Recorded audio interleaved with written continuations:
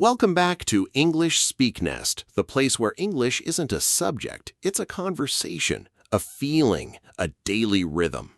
So grab your coffee, your notebook, or maybe just your headphones on the bus, because today's episode is one you're going to feel in your bones. Daily routines. Sounds simple, right? But trust me, by the end of this episode, you're going to look at your morning, your afternoon, even the way you fall asleep at night, completely differently. Okay, before we get all philosophical on people, Ethan, can I just say you walked in here today looking like you slept for -2 hours? Oh my God, is it that obvious? You have that look. I told myself I'd go to bed at 11, but somehow it was 3 a.m. look. You know me too well. It was a documentary about octopuses, don't ask. Octopuses? At 3 in the morning? They're incredible creatures, Olivia. Did you know they have 3 hearts? And you're going to have 0 if you keep doing this to yourself. But seriously. Hi, everyone. Welcome back to the show. I'm Olivia. And I'm Ethan. And as you can already tell, this is going to be a fun, real conversation today. It really is. And honestly, today's topic hits close to home for both of us because we were just talking about it before we hit record. Daily routines. Such a simple phrase, right? But it's literally everything. It is. Your morning routine, your evening routine, your weekend routine, they shape who you are without you even noticing. And here's what I love. This is also the most useful English you can ever learn because no matter where you are in the world, you wake up, you eat, you work, you talk to people, you wind down. These are the conversations that happen every single day. Exactly. So even if English isn't your first language, by the end of this episode, you're going to walk away with phrases, expressions, and stories that you can use tomorrow morning. Tomorrow morning. I love that. Okay, let's dive in. So, Ethan, let me start with the most basic question. What's the first thing you do when you wake up? Honestly, I'd love to say I jump out of bed full of energy, drink a green smoothie, and meditate for 20 minutes. But But the truth is I hit snooze like 3 times, sometimes 4. oh my gosh, same. And the worst part is, I know it doesn't help. That little extra 10 minutes of sleep, it actually makes me feel worse. Right? There's actually science behind that. When you hit snooze, your brain starts a new sleep cycle, but then you interrupt it, so you wake up feeling groggy. Wait, really? Yeah, so technically the best thing to do is to just get up the first time. Easier said than done, my friend. Easier said than done. Okay, so let's say you finally drag yourself out of bed. What's next? Smiling. Coffee. Always coffee. I literally cannot function until I have that first cup. Oh, you're one of those people. Hey, don't judge. There's something almost spiritual about the first sip of coffee in the morning. You know what? I get it. For me, it's tea. Hot tea with a little honey, and I sit by the window. I don't check my phone. I don't turn on the TV. I just sit there. Wow. That sounds peaceful. It is. It's the only 10 minutes of my day where I'm not being pulled in 5 directions. That's beautiful, actually. And you know, I think that's something a lot of people miss. We jump straight from sleep into stress. The alarm goes off, we grab the phone, we check emails, social media, the news, and by the time we leave the house, we already feel exhausted. It's true. And here's a phrase I want everyone listening to learn. To ease into the day. That's what we're talking about. Easing into your day, not crashing into it. Ease into the day. Love that. Write it down, everyone. Okay, so after your coffee, your sacred coffee, My sacred, holy coffee, yes. what's your getting ready routine like? Are you a quick 5-minute person or a take your time person? I'd say somewhere in the middle. I take a shower, I shave, maybe every other day, brush my teeth, throw on whatever clothes are clean. I'm not super into fashion. I can tell. Hey now. I'm kidding. But for me, I actually love getting ready. I take my time, I do my skincare, I take out my outfit the night before, I listen to music while I do my hair. See, that's so interesting to me. Because for you, it's not just getting ready. It's like a ritual. It really is. And honestly, it started after a really tough time in my life. A few years ago, I was going through a hard breakup. I wasn't taking care of myself.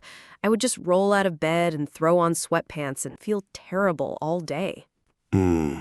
And one day, my best friend came over and said, "Olivia, you don't have to look perfect, but you have to show up for yourself." And something just clicked. I started doing little things, brushing my hair, putting on a nice shirt, wearing earrings. And it changed how you felt? It changed everything. Because here's the thing. Your routine isn't just about productivity. It's about respect, self-respect. Wow, that's powerful. And I think a lot of people listening right now needed to hear that. If that's you out there, listening on your way to work, or while you're cooking dinner, or lying in bed, I just want you to know, start small. One little thing. That's all it takes. That gave me chills, honestly.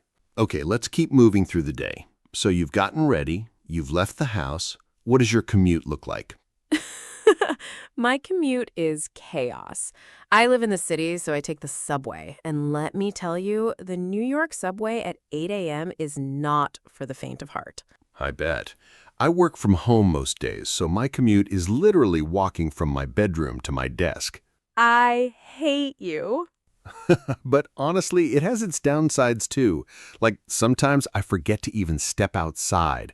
I'll realize at 6 p.m. that I haven't gotten any fresh air all day. Oh, that's so unhealthy. It really is. So I had to build that into my routine. Every morning before I start work, I take a 15-minute walk. Even if it's cold, even if it's raining, I just walk. And does it help? Polly, it changed my life. I'm not even kidding. 15 minutes of walking in the morning. No phone, no podcast, just me and my thoughts. By the time I get back, my brain is clear, I have ideas, I feel ready. That's such a good habit. And it's free. Exactly. You don't need a gym membership. You don't need fancy equipment. You just need shoes. I want to try that. I really do. Maybe instead of scrolling through Instagram for the first 30 minutes of my day. Oh, you didn't. I'm guilty. I'm so guilty. I'll be lying in bed for like 45 minutes just scrolling, and I feel awful afterwards.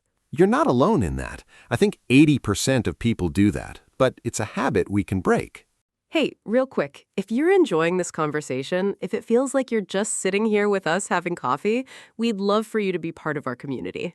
Yeah, if you're getting something out of this, even just one phrase, one idea, one little moment that made you smile, don't forget to subscribe to English SpekNest and turn on those notifications.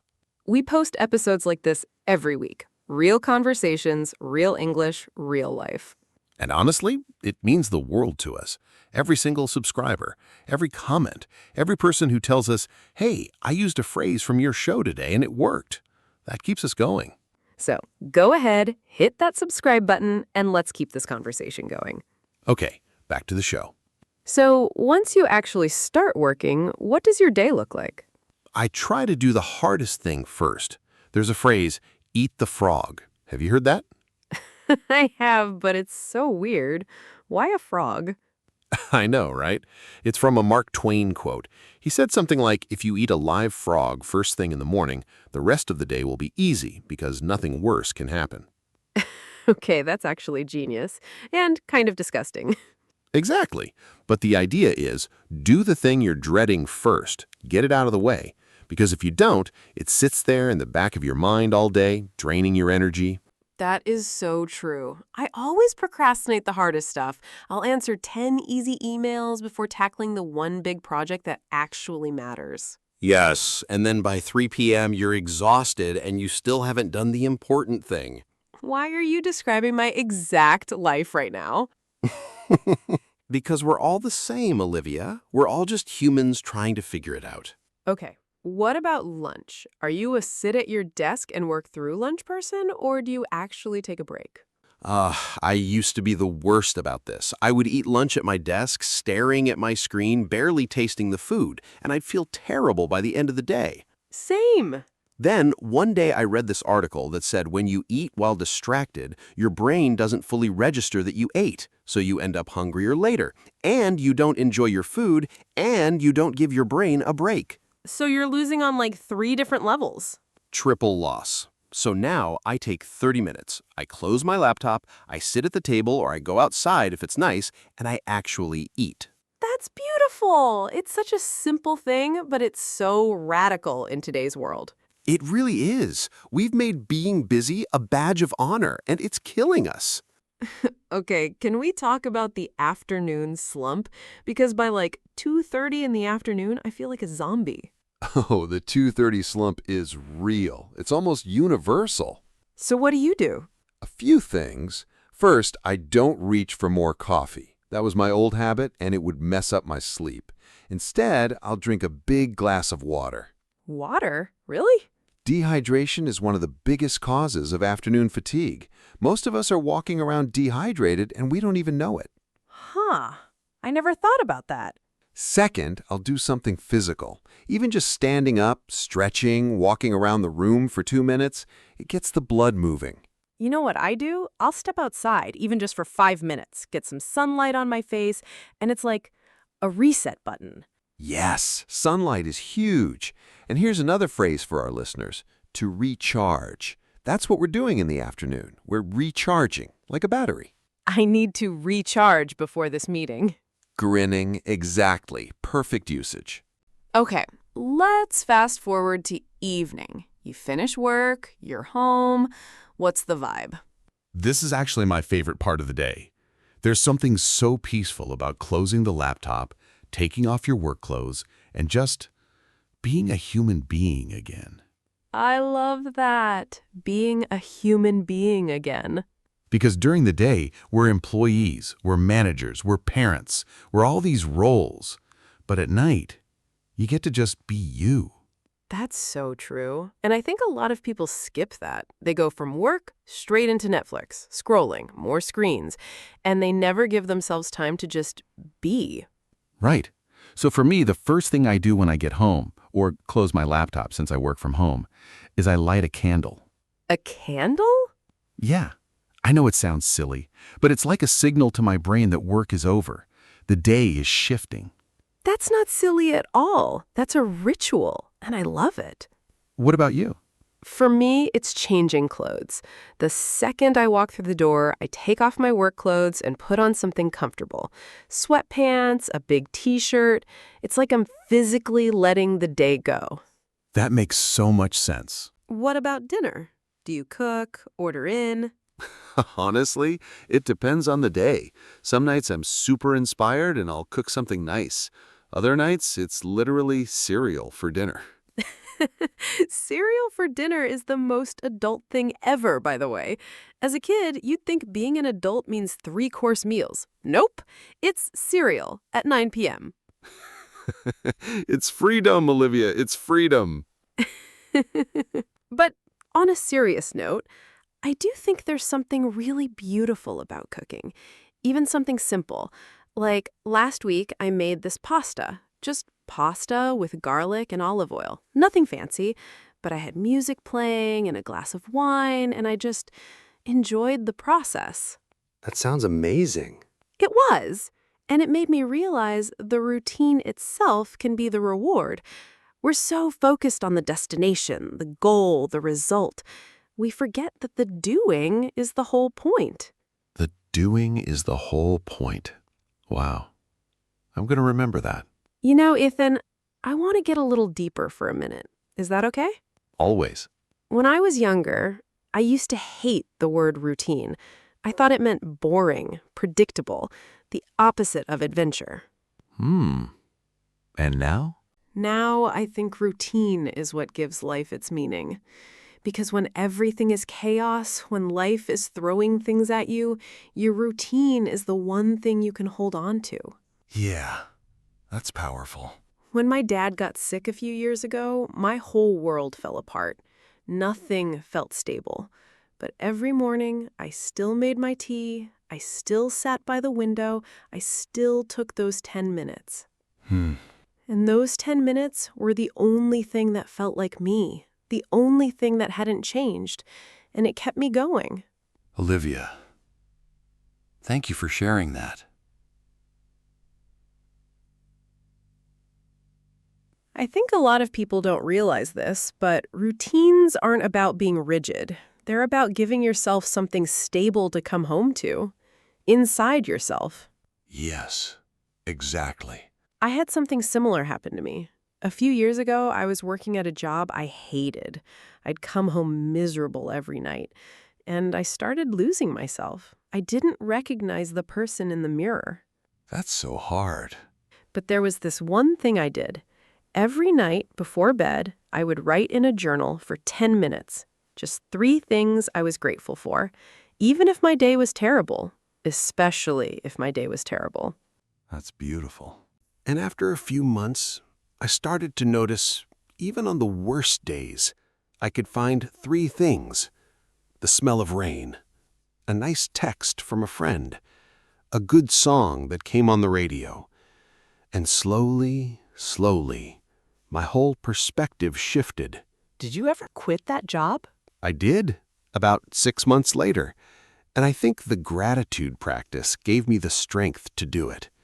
Because I realized life is too short to spend it miserable. You know what I'm learning from this conversation, Ethan?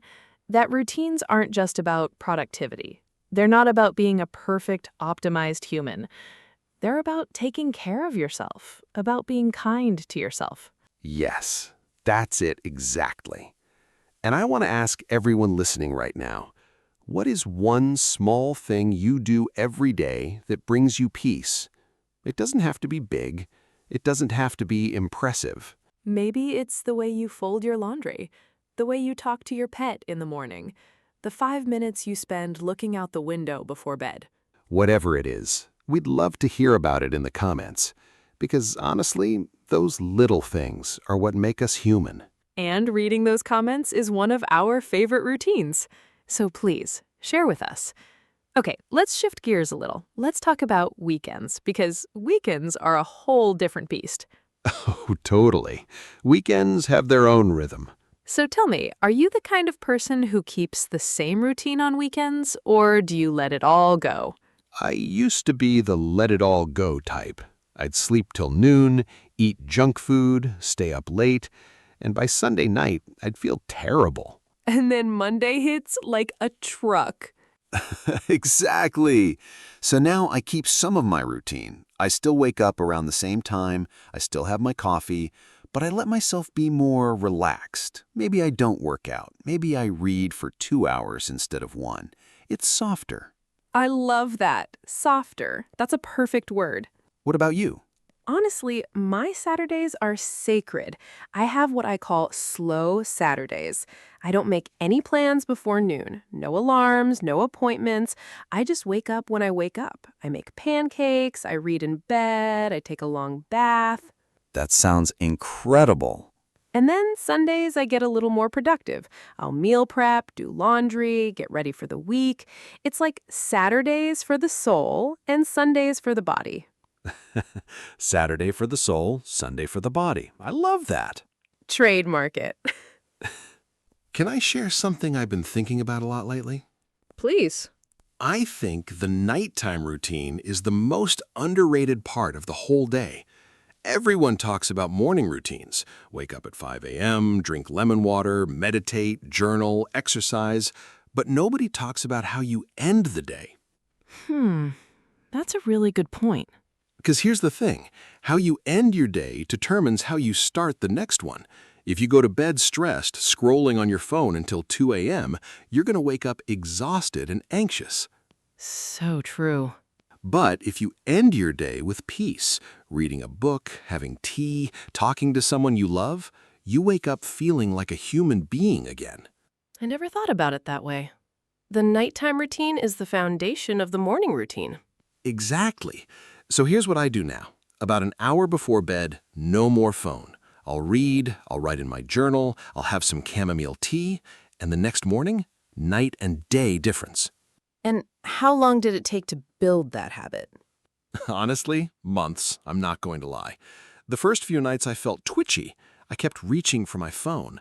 But after about 3 weeks, my brain started to crave the quiet instead. That's the magic of routines, isn't it? At first they feel like a struggle, but eventually they become who you are. Yeah, they become you. Okay, let's get a little practical for our listeners, because we've been throwing around all these English phrases. Let's actually break some of them down. Yes, let's do it. So, phrases for the morning. Number 1, I'm a morning person. Or, if you're like me, I'm not a morning person. That's such an important one, because it's how people describe themselves all the time. Don't talk to me before 9 a.m. I'm not a morning person. Yep. Number 2, to hit the snooze button, like Ethan does every morning. Hey now, but yes, I hit the snooze button 3 times this morning. Number 3, to grab a quick bite, meaning to eat something fast. I just grabbed a quick bite before work. Great one. And here's another, to run errands, meaning to do small tasks around town, going to the post office, the grocery store, the bank. Super common phrase. I have to run a few errands this afternoon. And for the evening, to wind down. It means to relax, to slow down. I like to wind down with a good book. Wind down. That's a beautiful phrase. So gentle. And one more, to call it a day, meaning I'm done, I'm finished with my work. All right, it's 6 o'clock. I'm calling it a day. And then you go home and eat cereal for dinner. It always comes back to the cereal. Ethan, I want to ask you something. Do you think there's ever a downside to routines? Oh, that's a great question. Yes, actually. I think there's a real danger when routines become prisons. Say more. So, routines are supposed to serve you. They're supposed to make your life easier, more peaceful, more meaningful. But sometimes we get so attached to them that they start to control us. Like when you can't enjoy a vacation because it breaks your schedule. Exactly. Or when you can't go out with friends because you have to go to bed at 10 p.m. Or when you skip a beautiful sunset because you have to finish your workout. That's when routines become problems. So how do you find the balance? I think the question to ask is this routine helping me live, or is it preventing me from living? If the answer is the second one, it's time to let it go, or change it. That's such wisdom. Routines should be a home, not a cage. A home, not a cage. Now that's trademark worthy. Okay, Olivia, here's a what if for you. Oh, I love these. Hit me. What if tomorrow morning you woke up and you could only keep one part of your daily routine? Just one. Everything else has to go. What would you keep? Oh, that's hard. Take your time. I think I would keep that 10 minutes by the window in the morning with my tea, the silence. Why? Because without that, I don't even feel like myself. Everything else, the workouts, the skincare, the meal prep, that's all great. But that 10 minutes of stillness, that's where I find myself every day. Wow. What about you? I think I'd keep my morning walk without my phone, just me and the world. Because for 15 minutes, I get to remember that I'm a tiny part of something so much bigger. That's beautiful. And I want everyone listening to think about this for themselves. If you could only keep one part of your daily routine, what would it be? Because that's the core of who you are. Tell us in the comments. We genuinely want to know. You know what I'm taking away from this conversation, Ethan? Tell me. That our daily routines aren't just lists of tasks. They're love letters. They're love letters to ourselves.